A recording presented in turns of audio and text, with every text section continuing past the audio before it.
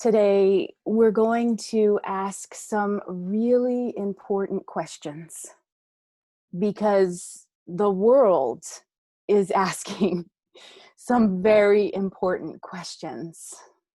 And we're going to take a look, examine, check it out. And the beauty of a question is that it is a call for wisdom to come forth. Now, there's social pressure that, knowing the answer is more important than asking the question. But today, we're going to put that aside and, and we're just going to begin to be in the wisdom of asking questions and calling forth our wisdom. There is no one right answer for the questions that are coming up in the world today. And each one of us is called to discover and find the answers that live inside our hearts and soul. So I'm going to be offering you some ideas from our spiritual tradition and from another spiritual tradition. And I'd like for you to be in that place of beginning, because our answers, they grow, change, and evolve as we do. And so we're going to be in that flow of eternal unfoldment today as we value curiosity and the willingness to learn and grow together. We're going to value that over knowing. And so I'm going to ask 3 questions today. And you might want to grab a pen and paper and take some notes for yourself, not only for while we're together in our time today, but also for our guided meditation. You might also want to jot down some notes from that. But thankfully, you're all on computer devices. You can also take notes right inside your device. And so that'll work as well. And so our 3 questions for today is, what does a just world look and feel like? What does a just world look and feel like? That's the first one. The second one is, how do we use our spiritual principles and practices to address the injustices in the world? And then the third one is, what can we do? And so as we begin with imagining what a just world looks and feels like, the Centers for Spiritual Living, who we're affiliated with, they have a spiritually motivated social engagement committee. And they have put out a statement denouncing racism in all its form. And in their statement, they've also shared part of our collective vision. So I'm going to start today by reading some of what they've written. Here goes. We envision a world where personal responsibility joins with social conscience in every area of the political, corporate, academic, and social sectors. We value a community-wide climate of safety that arises from compassion, justice, mutual respect, and kindness. Therefore, we join our founder, Dr. Ernest Holmes, who, echoing the words of Dr. Martin Luther King Jr., said, "You and I should form the habit of taking definite time each day to contemplate and affirm peace with justice. For there is no peace possible without justice, but faith without works is dead." So we should not only pray, we should act, each contributing the best they have to the common purpose, each willing to make any sacrifice necessary For there can be no individual self-preservation without the preservation of all. Wow. There is a lot of juicy goodness in that vision, that collective vision. I mean, personal responsibility, social conscience, safety, compassion, justice, mutual respect, kindness, prayer, collaboration, and it all culminates in action for the preservation of all. What does that even look like? The preservation of all. I believe it would change every aspect of society. How we live, how we work, how we learn, eat, and play. I think it would call for us to have a reimagining of all of our systems, economic, government, education, housing, healthcare, etc. All of those systems would need to be reimagined. And is that overwhelming? Yeah, it is. I know it is for me. And this is where our second question comes to light. How do we use our spiritual principles and practices to address the injustices in the world? Our founder, Dr. Ernest Holmes, teaches us, and I quote, "That which thought has done, thought can undo. That which thought has done, thought can undo." So our current world has been created by our individual and collective consciousness. And the amazing thing about that is that our consciousness can shift, grow, change, and evolve. And, honestly, our consciousness is always expanding anyhow. It's always growing, moving, and we can engage that with intention, mindful intentions. And Dr. Holmes continues to say, this is done through intention and the willingness to hold thought centered until the form appears. The imagination is creative, the will is directive, and through will, we decide just what we wish to have done. Okay, so here's some more steps in our spiritual practice. Using our imagination to create an intention, and then using our will to keep it front and center. And within the CSL, the Centers for Spiritual Living, we're generally very practiced at doing this for ourselves. We use the power of our minds to heal our bodies, to find a new job or career, even to find a parking space, right? So we can also tap into this creative power for others and for the world. And so this is one of the reasons why I've chosen Skill in Action, Radicalizing Your Yoga Practice to Create a Just World as our book of the month. Now, Michelle Johnson, she is a yoga teacher, and this is her spiritual practice.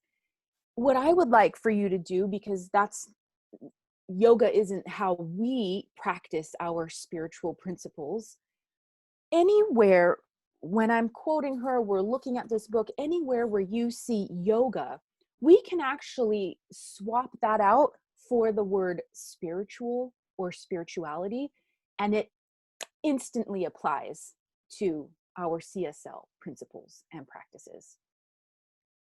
And so imagine that we are radicalizing our spiritual practices to create a just world.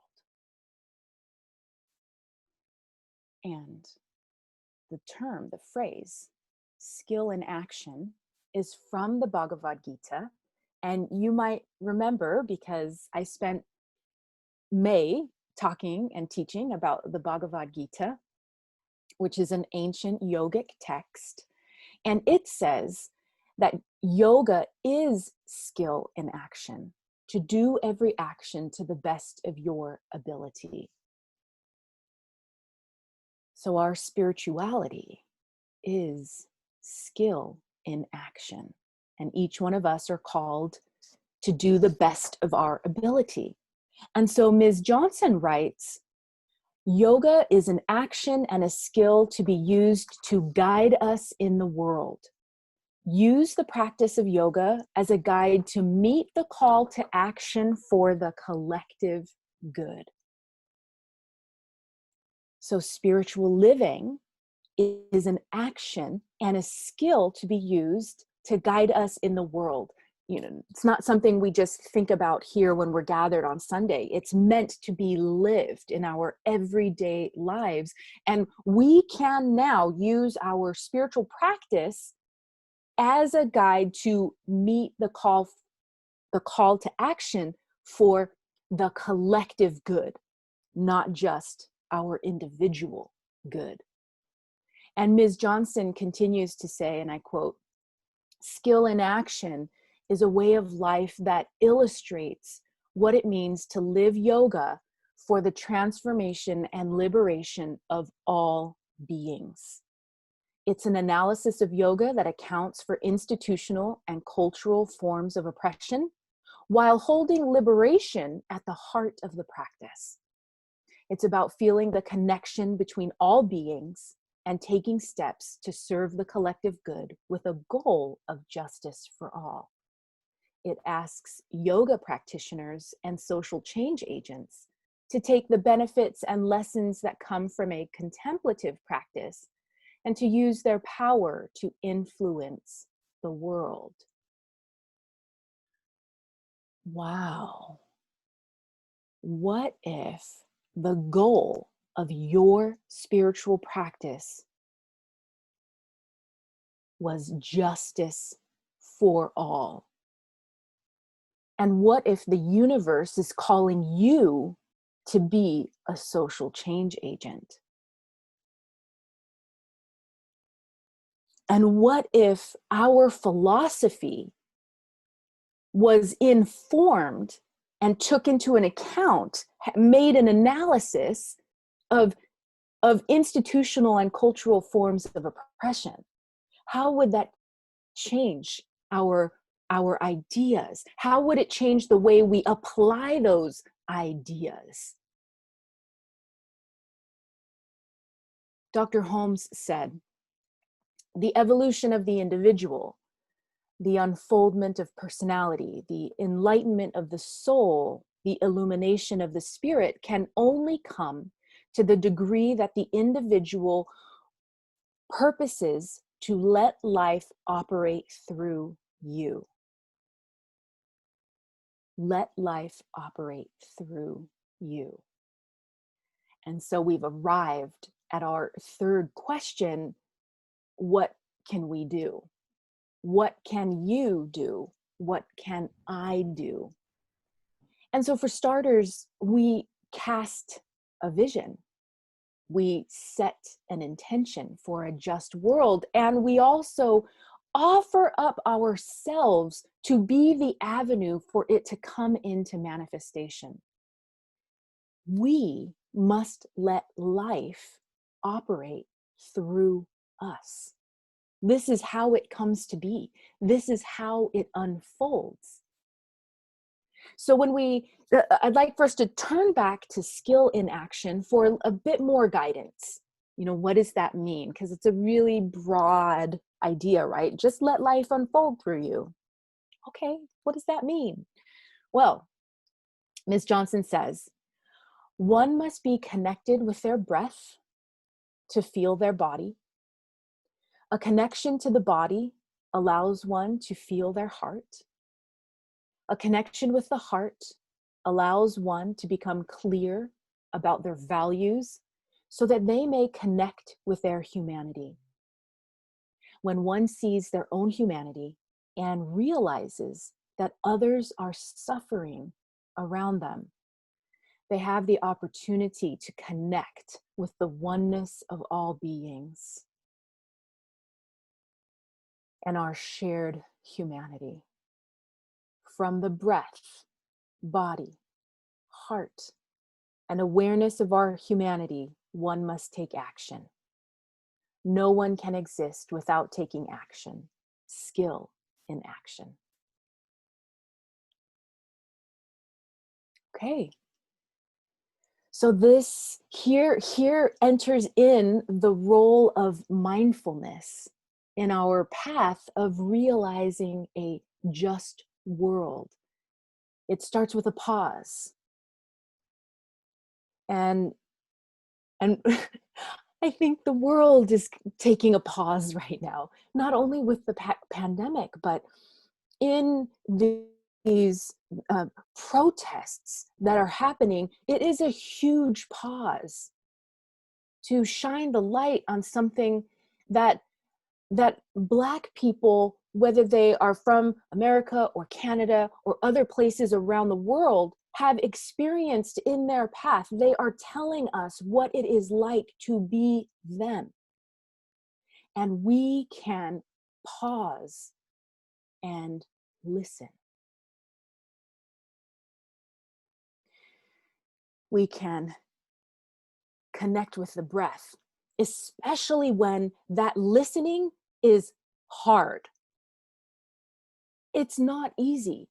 And it is a sign of our privilege when we don't have to listen, when we don't have to face these things that are happening in the world.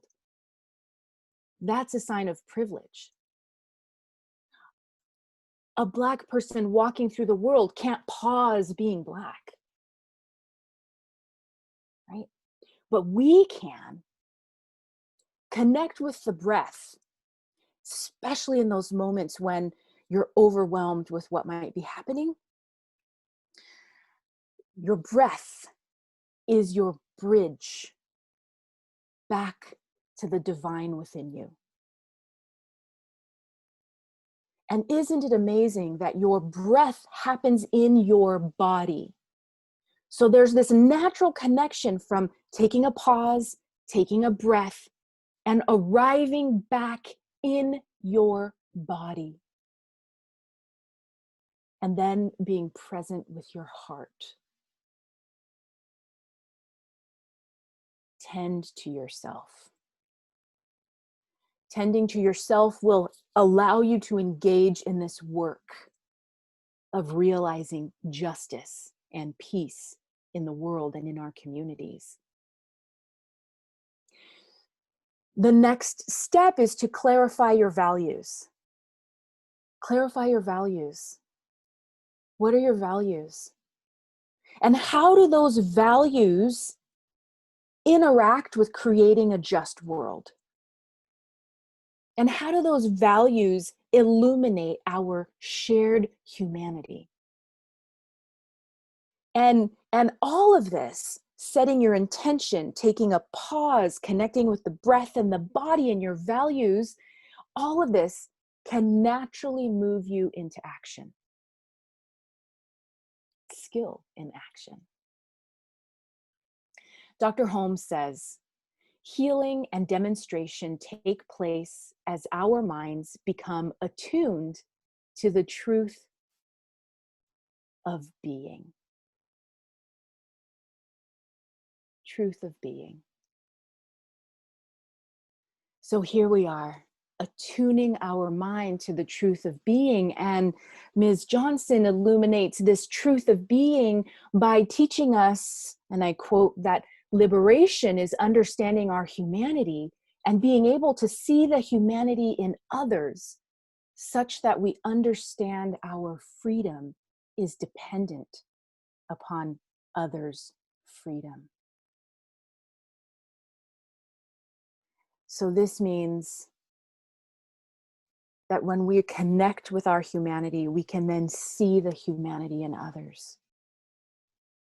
Can you imagine what might drive someone to protest, to bring their pain into the public sphere, to shout the injustice out loud.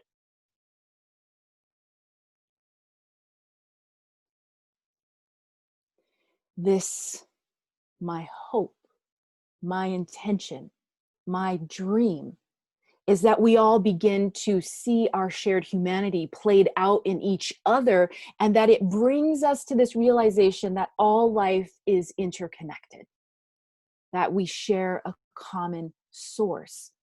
Just like the pondo tree in Utah.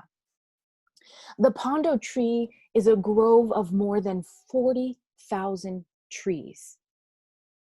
They share a single root system. And so the individual trees, they aren't actually individuals at all, but stems of a massive single living organism. They're individual expressions of one organism. That's us. That's humans. On the surface, we appear to be individuals, and we do have our individual experience. And we are one massive, single, living organisms, along with all life everywhere. Sentient, non-sentient, plants, animals alike, including the planet and the cosmos. One single living organisms.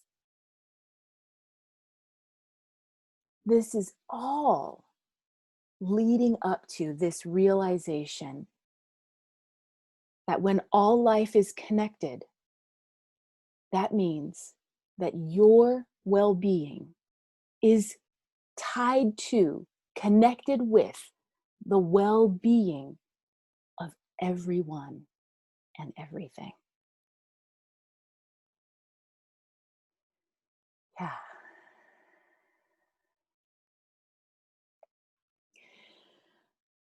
I'm going to be offering you some ways to begin to deepen this learning that's specific around racial justice and that places it within a spiritual context. These are not separate issues. They are both issues of our humanity, of our path. And in just a moment, I'm going to invite one of our practitioners to lead us in a guided meditation, because today, right now, we're going to begin to imagine, to create, to set an intention, a mindful intention of creating a just world. Because the world, the well-being of the world, this is our job. And this is our time to rise to this call, to be the one to advance this truth of oneness, this truth of our interconnectedness, knowing that we are intricately connected, that as we take care of ourselves, we take care of others. And as we take care of others, we take care of ourselves. And let us amplify that love while we open our eyes and take a look at some of the pain and injustice that is happening right now. Let us open our hearts and invite it in, because our hearts are infinitely capable for creating space, holding space for each one of us and each other. And I thank you for being with me on this journey, knowing that we create, we contribute, we collaborate to creating a world that is just for all, not for some, not for those who have enough money or privilege, but just a just world for all. And so it is.